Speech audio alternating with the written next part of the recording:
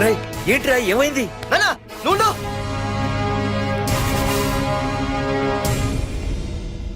రఘునాథ్, నీకు ఆ రోజే చెప్పాను, నీకేమైనా అభ్యంతరం ఉంటే ముందే చెప్పమని. ఇలా వెనక నుంచి పొడిపించడాలు నరికించడాలు నాకు నచ్చవు. ఒక పక్క ఎంగేజ్మెంట్ ఫంక్షన్ అని బిల్డప్ ఇస్తూనే మరో పక్క నన్ను చంపించడానికి ట్రై చేస్తున్నావు. హే పార్దు, ఏం మాట్లాడుతున్నావు? నిజం మాట్లాడుతున్నాను, చెప్పరా చెప్పు. మీరే కదా నన్ను చంపేమంది. నేను చంపబడటం ఏంట్రా? పార్దు నా కాబోయే అల్లుడు. అయ్యా, మీరు అమెరికా వెళ్తూ ఒక కవర్ ఇచ్చారు కదయ్యా. అవును ఇచ్చాను. ఆ కవర్ లో ఈ బాబు ఫోటోనే ఉందయ్యా. ఏంటి, పార్దు ఫోటో ఉందా? అవునయ్యా. మళ్ళీ కొత్త నాటకమా? నాటకం ఏంట్రా నాటకం? నీకు ప్రకాష్ కు గొడవలు ఏమైనా ఉన్నాయా? వాడెవడు? హైదరాబాద్ సిటీ మొత్తాన్ని కను సైకిల్తో శాసించే కింగ్ మేకర్ ప్రకాష్. ప్రతి ఏరియాలోనూ వాడికి బ్రాంచులున్నాయి. ఇక్కడ వాడికి ఏమైనా పనులుంటే నేను చేసి పెడతాను, అక్కడ నాకేమైనా పనులుంటే వాడు చేసి పెడతాడు. మొన్న అమెరికా వెళ్లే హడావిడిలో వాడు పంపిన కవర్లో ఎవరి ఫోటో ఉందో చూడలేదు. ఆ కవర్లో నీ ఫోటో ఉందంటే వాడికి నీకు ఏదో ఉంది. చూడండి, ఆ ప్రకాష్ ఎవడో, వాడి దగ్గరికి నా ఫోటో ఎలా వెళ్ళిందో కూడా నాకు తెలియదు. పార్దు, ప్రకాష్ టార్గెట్ పెట్టాడంటే ఆకలితో ఉన్న సింహం వేటకు బయలుదేరినట్టే. ఇప్పటికే నీ ఫోటో అన్ని ఏరియాలకు వెళ్ళుంటుంది.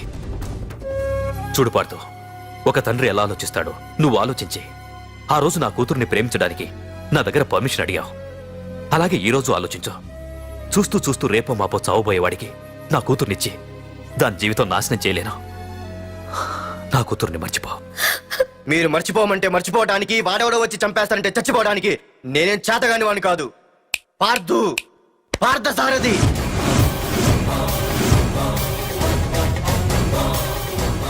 నేను మామూలుగా దేనికి ఫిక్స్ అవ్వను. వన్స్ ఫిక్స్ అయ్యానంటే ఎవ్వడడ్డొచ్చినా డ్రాప్ అవ్వను. నేనే హైదరాబాద్ వెళ్తా, ఆ ప్రకాష్ ఎవడు వాడి సంగతి ఏంటో తేల్చుకుని వస్తా. మాధురి, పెద్దలు నిర్ణయించిన ముహూర్తానికి ఈ నెల 28వ తారీఖు రాత్రి 9:29 సింహాచలం గుళ్ళో మన పెళ్లి. ఇందులో ఏ మార్పు ఉండదు.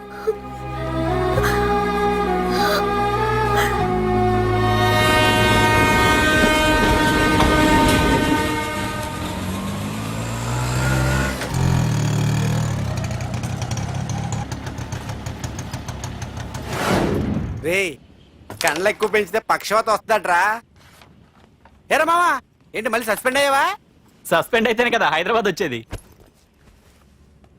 ఏంట్రా అలా ఉన్నావు? ప్రకాష్ అంటే ఎవడ్రా? వాడెందుకురా ఇప్పుడు? నన్ను చంపడానికి ట్రై చేస్తున్నాడు. వాడు నిన్ను చంపడానికి ట్రై చేయటం ఏంట్రా? అదే నాకు అర్థం కావట్లేదు. ఒరేయ్, ఆ రోజు మార్కెట్ లో కొట్టావు చూడు, వాళ్ళు ప్రకాష్ మనుషులేరా? ఇవన్నీ వాళ్ళకి మామూలేరా. కొడతారు, కొట్టించుకుంటారు, చంపుతారు, చేస్తారు. అంతెందుకు, మన స్టేషన్కి వెళ్ళే దారిలో రోడ్డు పక్కన ఆ ప్రకాష్ తమ్ముడిని ఎవరో చంపి పడేశారు తెలుసా? పేపర్లు కూడా పడింది. రే, ఆ పేపర్ ఉందా?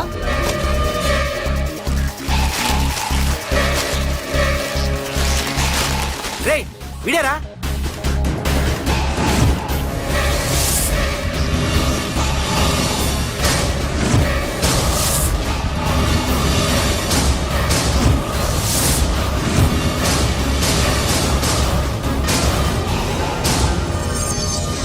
ఆ రోజు మా నాన్న ఫోన్ రాగానే నేను వైజాగ్ వెళ్ళటానికి స్టేషన్కి బయలుదేరాను.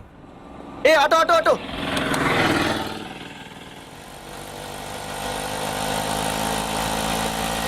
ఈడిని మాత్రం వదలకూడదు. ఏ ఆటో ఆటో! బాబు, రైల్వే స్టేషన్కి వస్తావా? సవారీ ఉంది సార్. వీడు సవారీ. Sorry sir.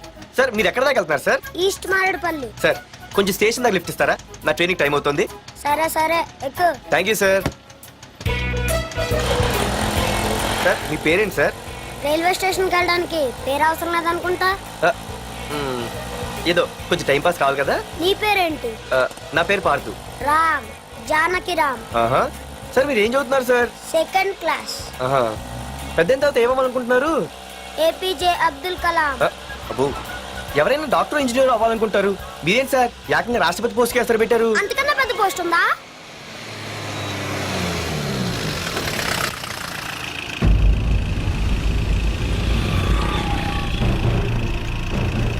అన్నా అన్నా, వాడే అన్న ఆ రోజు మార్కెట్లో నన్ను మన వాళ్ళని కొట్టింది. వాడు మన ఏరియాకి వచ్చి మనల్నే కొట్టాడంటే అది మన ఇజ్జత్కే సవాలన్నా. అన్ని వేసేయాలన్నా. అన్నా మిస్ అయిపోతున్నాడన్నా.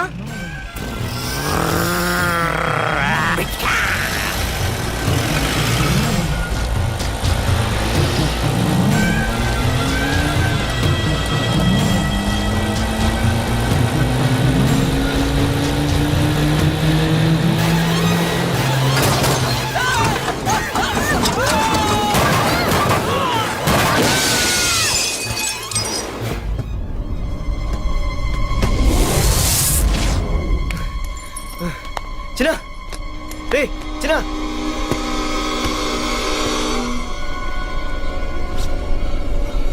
రే చిన్న చిన్న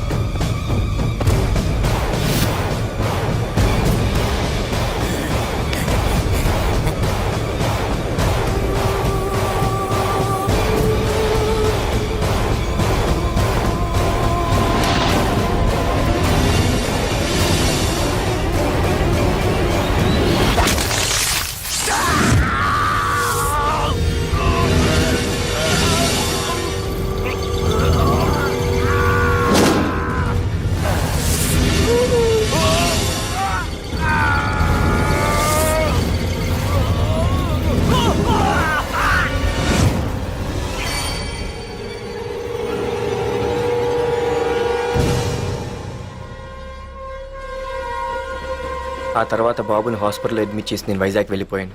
కానీ ఇప్పుడే అర్థమైంది ప్రకాష్ తమ్ముడు పడిపోలేదు, చనిపోయాడని. మరి ఇప్పుడు ఏం చేద్దాం అనుకుంటున్నారా?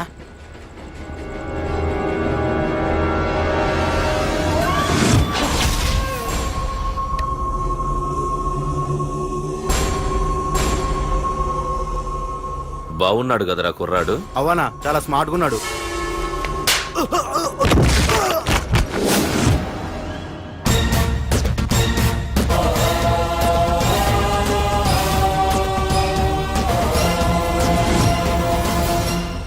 నా పేరు పార్థు.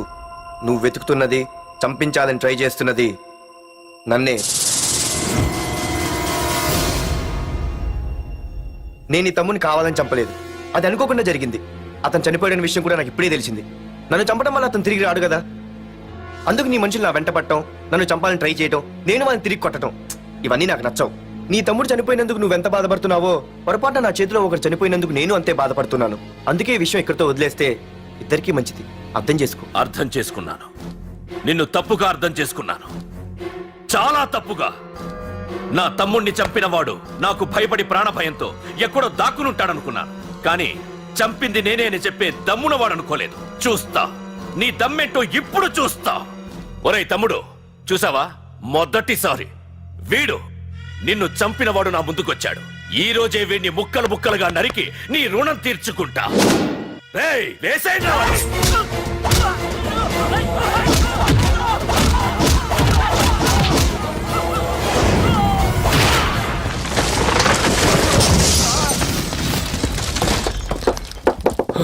రే ప్రకాష్, నాకు సైలెన్స్ అన్నా వైలెన్స్ అన్నా అస్సలు నచ్చవు. పొర్రపాటున మొదలు పెట్టానంటే కథలు కథలుగా చెప్పుకుంటారు. రేయ్ పార్థు, ఇంకొకసారి నువ్వు ఈ పార్థుని తలుచుకుంటే నీ చావుని నువ్వు తలుచుకున్నట్టే.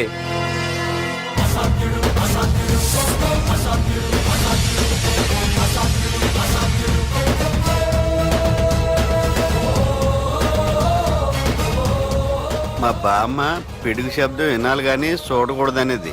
అంటే ఏంటి ఇప్పుడు అర్థమైంది. ఈడు ఇంకా తేరుకోలేనట్టుంది.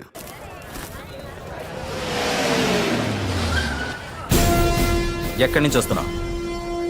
నాకు తెలుసు, ప్రకాష్ దగ్గర నుంచి కదూ. తంబు మర్డర్ కేసు ఇన్వెస్టిగేషన్ చేసింది నేనే. అతన్ని నేను కావాలని చంపలేదు సార్. ఒక కుర్రాన్ని కాపాడే ప్రయత్నంలో అలా జరిగింది. తెలిసి చేసినా తెలియక చేసినా తప్పే అని ఫీల్ అయ్యాను. అందుకే ఆ ప్రకాష్ని కలవడానికి వెళ్ళాను. తంబుని చంపటం తప్పు కాదు పార్థు. మర్డర్ చేయడం తప్పు కాదంటున్నాడేంటని ఆశ్చర్యంగా ఉందా? రా బండెక్కు. నాకంతా తెలుసు పార్థు, నీ తప్పేం లేదు. దిగు.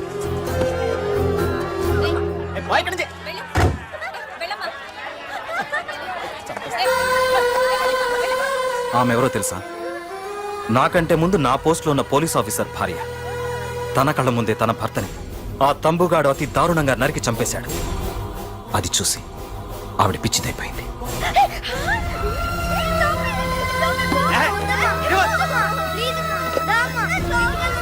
ఆ కుర్రాడు ఆవిడ కొడుకు. చదువుకుంటూ ఆడుకోవాల్సిన వయసులో తన పిచ్చి తల్లిని జాగ్రత్తగా చూసుకోవడానికి రోడ్డున పడ్డాడు. ఆ పెద్దాయన్ని చూడు. 6 సంవత్సరాల క్రితం తన కూతురి పెళ్లి కోసం బట్టలు కొనడానికి కూతురుతో పాటు సిటీకి వచ్చాడు. తంబుగాడు ఆ అమ్మాయిని ఎత్తుకుపోయాడు.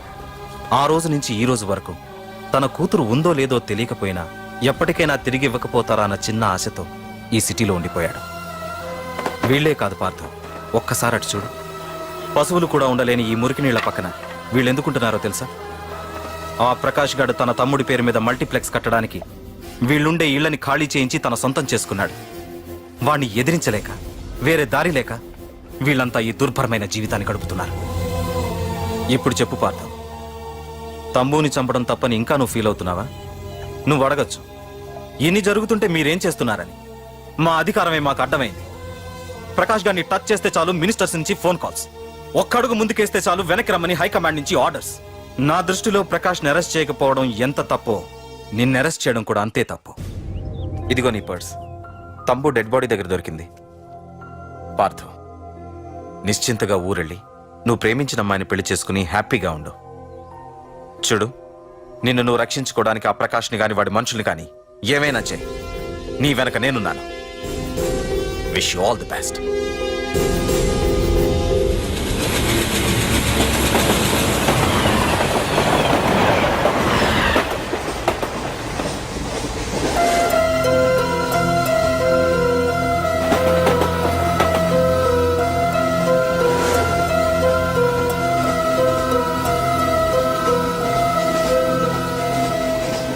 సార్ ఆకలి వేస్తుంది సార్, ప్లీజ్ సార్. అమ్మ ఆకలి వేస్తుందమ్మా. Sir please sir.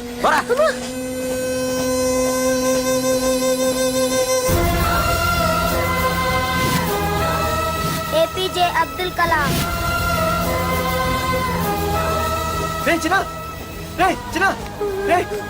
ఏంద్రా నీకు? ఏంటి లోను? ఏమైందో చెప్పరా? చెప్పు. వాట్?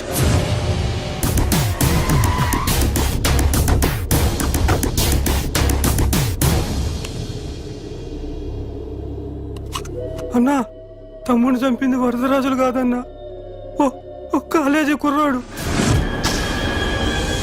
ఎవడ్రా? ఎక్కడుంటాడు వాడు? చెప్పు. పేషెంట్ ని డిస్టర్బ్ చేయకండి. అతను ఇప్పుడే కామా నుంచి కోలుకున్నాడు. చనిపోయే ప్రమాదం ఉంది. రే, నా తమ్ముడు ఆల్రెడీ చచ్చిపోయాడు రా. వెళ్ళు. చెప్పు. అన్నా, ఆడెక్కడ ఉంటాడో తెలియదు కానీ ఆడితో పాటు స్కూల్ కుర్రాడు కూడా ఉన్నాడన్నా. రే, వీడిని బండి ఎక్కించండి. అలాగే అన్నా.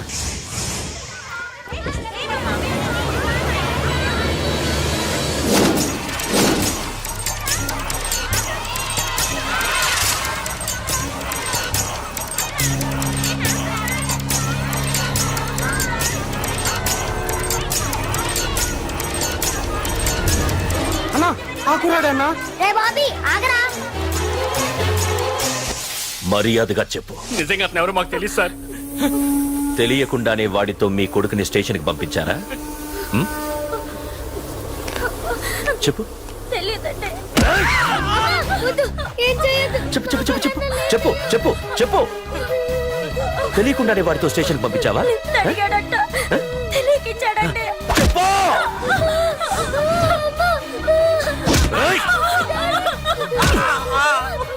చెప్పవే, చెప్పు చెప్పు.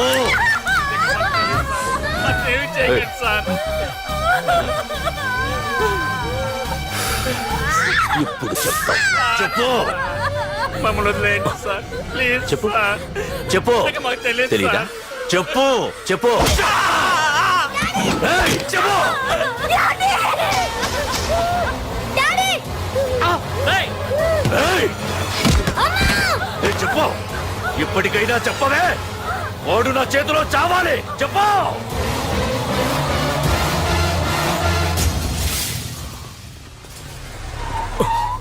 సార్ వాడి గురించి ఇన్ఫర్మేషన్ తెలిసింది సార్. ఇది వాడి ఫోటో. అన్నా వీడే నా తమ్ముడు చంపింది వీడే.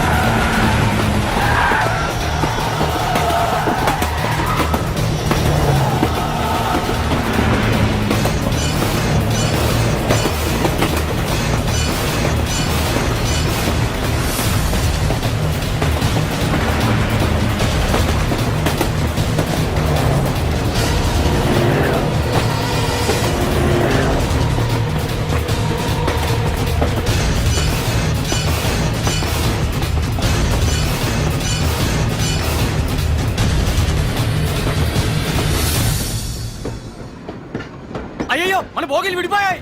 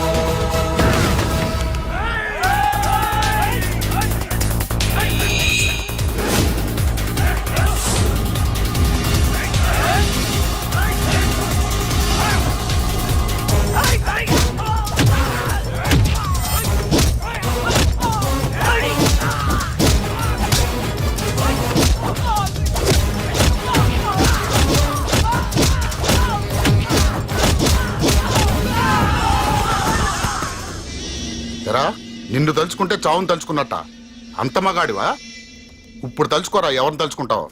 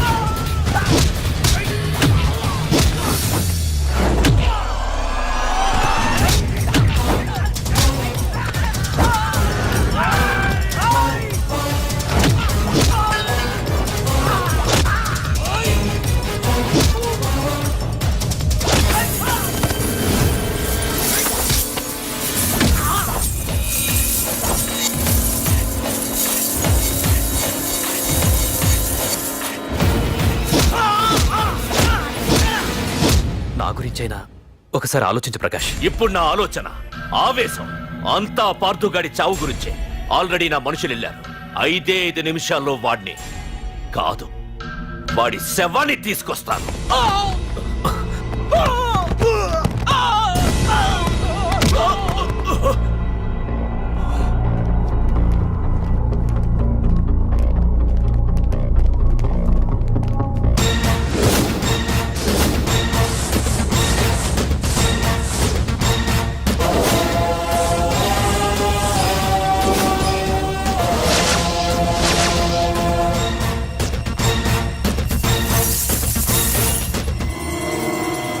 పార్థు, రేయ్, నువ్వు జీవితంలో ఏ తప్పైతే చేయకూడదు అదే చేశావు. నన్ను టెన్షన్ పెట్టావు. నా మూలంగా అభంశుభం తెలియని పసివాడి తల్లిదండ్రులను చంపి వీన్ని అడుక్కు తిని అనాథం చేశావు. నీ వల్ల అన్యాయం అయిపోయిన ఈ పసివాడి మీద ప్రమాణం చేసి చెప్తున్నా, నా పెళ్లికి పంతులు పంచాంగం చూసి పెట్టిన ముహూర్తం ఈ 28. అప్పటి వరకు నేను ఇక్కడే ఉంటా. నీ ప్రతి అడుక్కి ఎదురొస్తా. నీ రౌడీ రాజ్యాన్ని నేలకూలుస్తా. నీ రాక్షసత్వం వల్ల ఇప్పుడు వీడు ఏ స్థితిలో అయితే ఉన్నాడో అదే స్థితికి నిన్ను తెచ్చి నడి రోడ్డు మీద నిలబెడతా. దానికి నేను పెట్టిన ముహూర్తం ఈ నెల 19. తెచ్చుకో. నీ బ్రాంచీల నుండి జనాల్ని తెచ్చుకుంటావో, నీ గోడౌన్ నుండి ఆయుధాలు తెచ్చుకుంటావో. ఒరే ప్రకాష్, పొరపాటున నా పొరచేయి తగిలితేనే పైకి పోయాడు నీ తమ్ముడు. అదే నే మనసు పెట్టి పిడికిలి బిగించి కొట్టానంటే పునర్జన్మ లేకుండా పోతావు.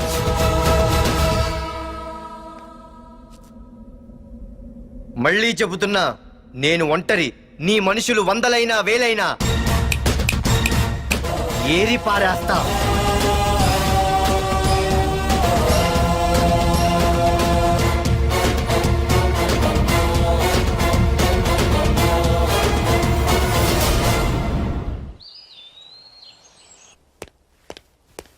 నాన్నా, పార్థు, ఏం నాన్నా?